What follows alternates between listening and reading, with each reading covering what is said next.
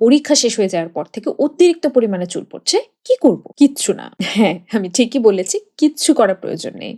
এটাকে মূলত stress shading বা টিলোসিন এফ্লুভিয়াম বলে। পরীক্ষা চলাকালীন সময়ে আপনি যে পরিমাণে স্ট্রেসের মধ্যে দিয়ে গিয়েছেন, এটা জাস্ট তার একটি রিঅ্যাকশন। আপনার স্ট্রেসের কারণে আপনার চুলের লাইফ সাইকেল ব্যাহত হয়েছে।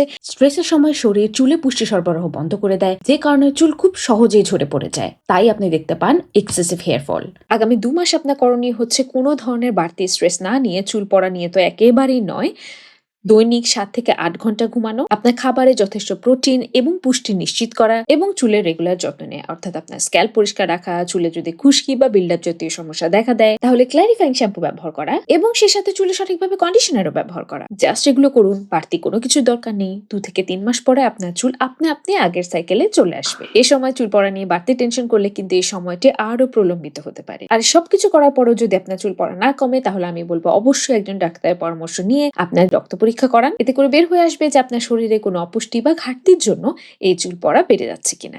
Follow Hair Got Right to know your hair and care it right.